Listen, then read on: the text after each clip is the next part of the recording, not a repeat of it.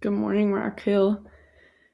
I'm going to read from Isaiah 52:13.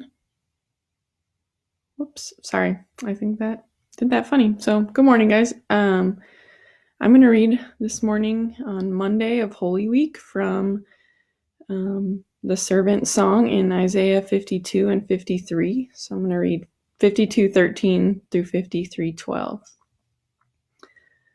See, my servant will act wisely.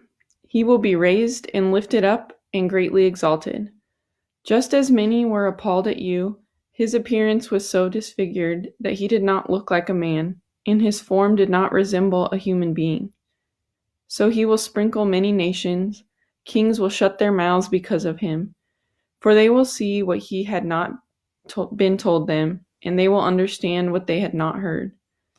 Who has believed what we have heard, and who has the arm of the Lord been revealed to? He grew up before him like a young plant and like a root out of dry ground. He didn't have an impressive form or majesty that we should look at him, no appearance that we should desire him.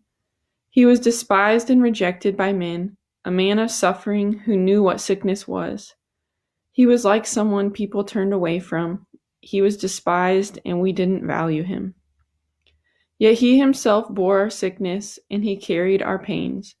But we in turn regarded him stricken, struck down by God, and afflicted.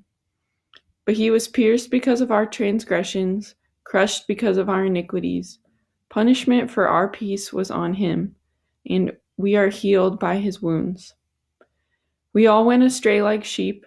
We have all turned to our own way, and the Lord has punished him for the iniquity of us all. He was oppressed and afflicted, yet he did not open his mouth. Like a lamb led to the slaughter, and like a sheep silent before her shears, he did not open his mouth. He was taken away because of oppression and judgment, and who considered his fate? For he was cut off from the land of the living. He was struck because of my people's rebellion. They made his grave with the wicked, and with a rich man at his death, although he had done no violence and had not spoken deceitfully. Yet the Lord was pleased to crush him severely. When you make him a restitution offering, he will see his seed, he will prolong his days, and by his hand the Lord's pleasure will be accomplished. He will see it out of his anguish, and he will be satisfied with his knowledge. My righteous servant will justify many, and he will carry their iniquities. Therefore I will give him the many as a portion, and he will receive the mighty as spoil. Because he submitted himself to death and was counted among the rebels, yet he bore the sin of many and interceded for the rebels. As you walk through Holy Week this week, it's a big event in the Christian faith this weekend, but it's not just, Easter is not just one day throughout the year. It's really a heart attitude and a mindset that is with us all year round. We just celebrate together once a year. And right now it can be really easy to be distracted by all the other things going on in your life and in the world. There's a lot going on. And it's just a different and strange and unprecedented time. But as you prepare yourself for Holy Week, or during Holy Week this week, as you prepare your heart for Easter, think through these verses and through just the story of Jesus headed towards the cross. I would encourage you to spend time this week in the Gospels reading about Jesus on his way to the cross, as you stop for a minute in the busyness of life and in this strange time to just really think about what is happening this week, and what happened so many years ago during this week that has made a way for you to know the Lord. 53:7 says that he bore it all without protest. He was like a sheep led to the slaughter. He did not open his mouth. And that's crazy to think about, an animal being led to slaughter like a sheep and not making a single sound. And yet that is what we see of Jesus in the Gospels.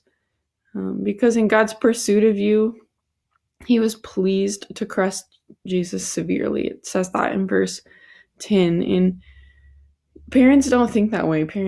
I'm not a parent, but all the parents that I've known, that my own and friends of mine who are parents, would not be pleased to injure their child, to crush them severely. And yet, in pursuit of you and of me and of us, God was pleased to crush him severely. And so, as you sit with God this week in this reality, that God so desired relationship with you that he was pleased to crush his own son, just really think about what that means and what that means for you. And are you desiring God in that same way? Are you desiring relationship with him, in taking the time to seek him and know him, because he's pursuing you and he has been? So yeah, ask yourself that this week. Am I desiring God the way that he desires me? And then spend some time this week. I'd encourage you to just prepare your heart for Easter.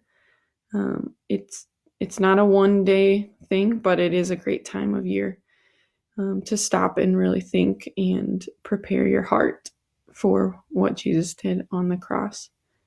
Hope you guys have a great Monday, and we will see you tomorrow.